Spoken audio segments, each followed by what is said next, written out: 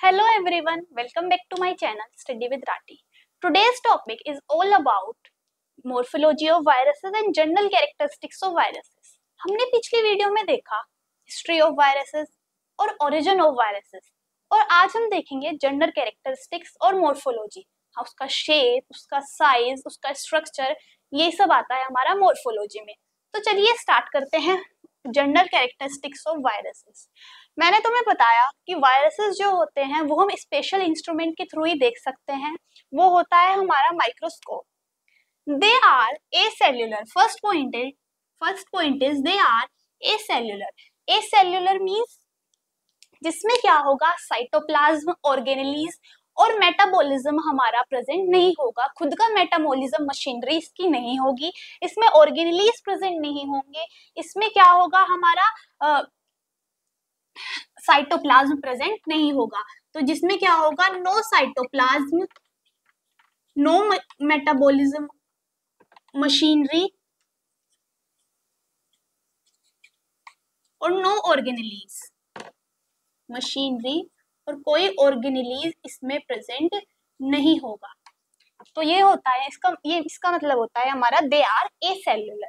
Second point आता है हमारा they can replicate only by using the host cell.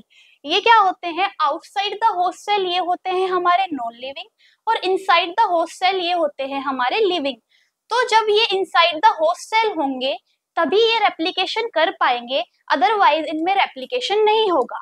तो ये लिखा है इसमें रेप्लिकेशन यानी कि डिवीजन जो होगा वो सिर्फ होगा कब, होस्ट सेल के अंदर। होस्ट सेल के ही यूज करके ये रेप्लिकेट कर सकते हैं, क्योंकि outside the host cell viruses are non living, viruses are much smaller than bacteria. Viruses जो होते हैं वो बहुत ज्यादा छोटे होते हैं बैक्टीरिया के मुकाबले। जो बैक्टीरिया का स्ट्रक्चर होता है वो भी थोड़ा डिफिकल्ट होता है एज कंपेयर टू वायरस। तो जो वायरसेस होते हैं हमारे, viruses are much smaller than bacteria. Bacteria के मुकाबले कंपैरिजन में ये क्या होते हैं, हमारे छोटे होते हैं। They have a very simple structure. इनका स्ट्रक्चर जो होता है वो हमारा बहुत ही ज्यादा सिंपल होता है और इजी होता है बैक्टीरिया के कंपैरिजन में भी। और वैसे भी हमारा वायरस का जो स्ट्रक्चर होता है वो सिंपल और होता है। They can be crystallised. Crystallised means जिनके स्ट्रक्चर में सिमेट्री होती है।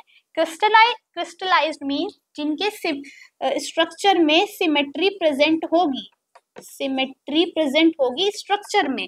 तो they can be crystallised. Have genetic material and they can mutate. इनके पास क्या होगा, जेनेटिक मटीरियल प्रेजेंट होगा और ये म्यूटेशन भी कर सकते हैं, यानी कि म्यूटेट भी कर सकते हैं। इनके पास क्या प्रेजेंट होगा, जेनेटिक मटीरियल, जैसे कि DNA, RNA. They are obligate intracellular parasites. ये क्या होंगे, हमारे ओब्लिगेटरी इंट्रासेल्युलर पैरासाइट्स मींस ये क्या करेंगे, होस्ट सेल के अंदर अपना रेप्लिकेशन करेंगे। तो इसका मतलब होता है they are obligatory intracellular parasite. Occurrence, हमारे वायरसेस कहाँ पाए जाते हैं, तो ये आता है हमारा अकरेंस में। तो वायरसेस आर कॉस्मोपोलिटियन। वायरसेस क्या है, कॉस्मोपोलिटियन। वायरसेस हमारे हर जगह मिलेंगे, air, soil, water, plants, animals, algae, fungi, हर सब में हमारे क्या होंगे, वायरसेस हमारे मिलेंगे। They can cause disease in crop plants and forest trees. ये कुछ सीरियस डिसीजेस जो है कॉज कर सकते हैं फॉरेस्ट ट्रीज में और प्लांट्स में और एनिमल्स में। वायरसेस क्या करते हैं, सीरियस डिसीज कॉज कर सकते हैं हमारे प्लांट्स में और फॉरेस्ट ट्रीज में। रिजल्टिंग डिक्रीज इन ग्रोथ, इसकी वजह से क्या होगा, जो ग्रोथ होगी प्लांट्स की वो डिक्रीज हो जाएगी। किसकी वजह से, वायरस जो डिसीज कॉज करेंगे उसकी वजह से फॉरेस्ट ट्रीज की जो ग्रोथ होगी या क्रॉप प्लांट्स की जो ग्रोथ होगी वो हमारी डिक्रीज हो जाएगी। तो यही है हमारे जनरल कैरेक्टरिस्टिक्स ऑफ वायरसेस और अकरेंस। अब देखते हैं हम मोर्फोलॉजी ऑफ वायरसेस। तो अब आती है मोर्फोलॉजी। तो जो हमारी मोर्फोलॉजी है वायरस की वो है हमारी 3 पार्ट्स में डिवाइडेड है, शेप में, स्ट्रक्चर में और साइज में। मोर्फोलॉजी क्या है, हमारी 3 पार्ट्स में डिवाइडेड है, शेप में, साइज में, स्ट्रक्चर में। तो आइए एक एक करके देखते हैं। पहले देखते हैं हम शेप, क्या क्या शेप्स होती हैं हमारे वायरसेस की, फिर हम देखेंगे स्ट्रक्चर, फिर हम देखेंगे साइज। तो देखते हैं शेप। शेप की कौन कौन सी शेप होती है, बस ये आपको बस कुछ नहीं है, सिर्फ सिंपली याद रखनी है कौन कौन सी शेप होती है। ये कुछ शेप्स होती हैं, ये मैंने लिखी हुई है, जैसे स्फेरॉइड और क्यूबॉइड शेप होगा, इसका एग्जांपल हमारा एडिनो वायरस है। सेकंड शेप आती है हमारी इलोंगेटेड, इसका एग्जांपल हमारा पोटैटो वायरस है। थर्ड आती है हमारी कॉइल शेप, इसका एग्जांपल हमारा बीट येलो है।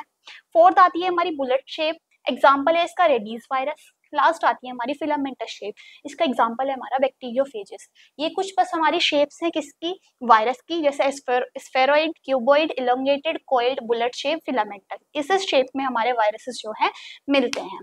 तो आइए अब नेक्स्ट देखते हैं स्ट्रक्चर ऑफ वायरस। तो देखते हैं स्ट्रक्चर ऑफ वायरस। जैसे मैंने स्टार्टिंग में तुम्हें बताया, वायरस का स्ट्रक्चर जो है हमारा बहुत ज्यादा सिंपल होता है एज कम्पेयर टू बैक्टीरिया, काफी सिंपल स्ट्रक्चर होता है इसका। तो आइए देखते हैं इसका स्ट्रक्चर क्या है और क्या क्या इसके पार्ट्स है।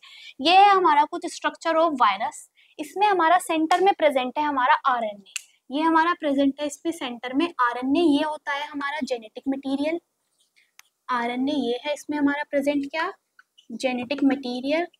ये प्रेजेंट है हमारा जेनेटिक मटेरियल के बाहर जो तुम्हें ये दिखाई दे रहा है, ये प्रेजेंट है हमारी प्रोटीन कोट, इसको कहते हैं हम कैप्सिड।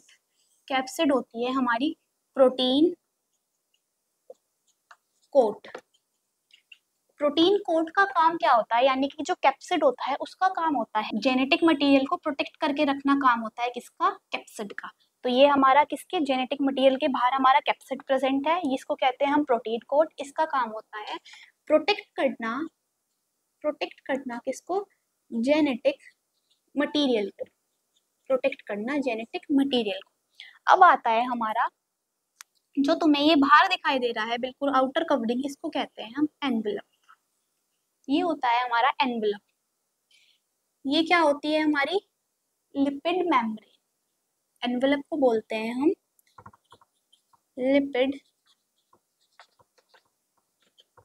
मेम्ब्रेन, एनवेलप को बोलते हैं लिपिड मेम्ब्रेन। लिपिड मेम्ब्रेन यानी कि जो एनवेलप होता है उसका काम होता है, ये जो कैप्सिड हमारा जेनेटिक मटेरियल को प्रोटेक्ट कर रहा है, ये क्या करेगा, एनवेलप कैप्सिड को प्रोटेक्ट करेगा। ध्यान रखिएगा, एनवेलप क्या करेगा, हमारे कैप्सिड को प्रोटेक्ट करेगा और कैप्सिड जेनेटिक मटेरियल को प्रोटेक्ट करेगा। और सेंटर में हमारा प्रेजेंट है जेनेटिक मटेरियल यानी कि आरएनए। तो यही होता है हमारा क्या, स्ट्रक्चर ऑफ वायरस।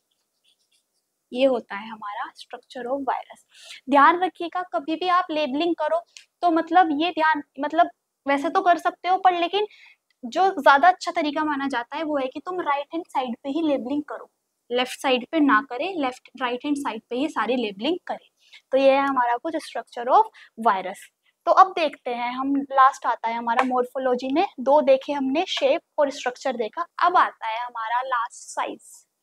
साइज आता है हमारा वायरसेस का। जो साइज होता है हमारे वायरसेस का वो क्या होता है, काफी ज्यादा स्मॉल होता है। यानी कि मैंने तुम्हें बताया था स्टार्टिंग में कि इसको एक स्पेशल इंस्ट्रूमेंट यानी कि माइक्रोस्कोप की जरूरत पड़ती है क्या, देखने के लिए। इसका साइज जो होता है बहुत ज्यादा स्मॉल होता है, they are very small in size. ठीक है, हम जो मेजरमेंट मतलब जो ये इसका साइज होता है वो होता है हमारा 20 to 400 नैनोमीटर। जो इसकी यूनिट होती है वो होती है हमारे किस में, नैनोमीटर में। ये होते हैं हमारे 20 to 400 नैनोमीटर। ये एक काफी स्मॉल साइज है। ये क्या, किसका साइज होता है, हमारे वायरसेस का साइज होता है। तो अब हम देखते हैं पूरा वायरल स्ट्रक्चर। वायरल स्ट्रक्चर में 3 पार्ट्स आते हैं, जैसे हेलिकल और सिलेंड्रिकल और पॉलीहेड्रल और कॉम्प्लेक्स वायरस। तो एक एक करके देखते हैं। अब हमारा हेलिकल सिलेंड्रिकल जो है वो होता है हमारा रोड शेप स्ट्रक्चर होता है। इसमें क्या होगा, जो डीएनए या आरएनए होंगे वो हमारे हेलिकली अरेंज्ड होंगे। हेलिकली अरेंजमेंट उसमें हो रहा होगा। हेलिकल स्ट्रक्चर में क्या होगा, डीएनए आरएनए हमारे हेलिकली अरेंज्ड होंगे। इस हेलिकली जो वो अरेंज्ड हो रहे हैं वो क्या करेंगे, एक सिलेंड्रिकल शेप को फॉर्म करने में हमारी मदद करेंगे। हेलिकल अरेंजमेंट हमारी सिलेंड्रिकल शेप को हमारी फॉर्म करने में मदद करेगा। जैसे हमारा हेलिकल सिलेंडर है, इसका एग्जांपल देती हूँ। इसका एग्जांपल होता है हमारा टोबैको वायरस। टोबैको वायरस जो होता है वो हमारा कैसा होता है, हेलिकल सिलेंड्रिकल शेप का होता है। सेकेंड आता है हमारा पॉलीहेड्रल और आइसोहेड्रल। पॉलीहेड्रल और आइसोहेड्रल, इसमें क्या होगा, जो पॉलीहेड्रल होता है ये हमारा काफी स्टेबल होता है। आइसोहेड्रल जो सिमेट्री होगी इसकी हमारी काफ़ी ज़्यादा स्टेबल होगी, ये अलाउ करेगी पैकेजिंग में, मतलब जो एफिशिएंट पैकेजिंग है ये उसको अलाउ करेगी, जिसने जो हमारी पैकेजिंग को अलाउ किया ये हमारी हेल्प करेगी किसमें, ये हमारी मदद करती है जेनेटिक मटेरियल को प्रोटेक्ट करने में, ये हमारी हेल्प करेगी जेनेटिक मटेरियल को प्रोटेक्ट करने में। इसका एग्जाम्पल है हर्पीज वायरस, पॉलीहेड्रल आइसोहेड्रल सिमेट्री का एग्जाम्पल है हमारा हर्पीज वायरस, और हेलिकल सिलेंड्रिकल का हमारा एग्जाम्पल था टोबैको वायरस। लास्ट आता है हमारा कॉम्प्लेक्स वायरस, ये क्या होगा हमारा, प्रेजेंट होगा मल्टीलेयर में, अनआइडेंटिफाइबल होगा, ये प्रेजेंट होगा मल्टीलेयर में, इसमें जो रेप्लिकेशन होगा वो रेगुलर होगा। कॉम्प्लेक्स वायरस में क्या होगा, रेप्लिकेशन जो होगा वो रेगुलर होगा। इसका एग्जाम्पल है हमारा T1 बैक्टीरियोफाज का एग्जाम्पल है T1 बैक्टीरियोफाज। तो यही सब था हमारा मॉर्फोलॉजी में और जनरल कैरेक्टरिस्टिक्स में। हमने जनरल कैरेक्टरिस्टिक्स देखे वायरसेस के, और मॉर्फोलॉजी में हमने साइज, शेप और स्ट्रक्चर देखा वायरसेस का। तो बस यही सब था इस वीडियो में। वीडियो को एंड करते हैं। आई होप तुम्हें समझ आया होगा।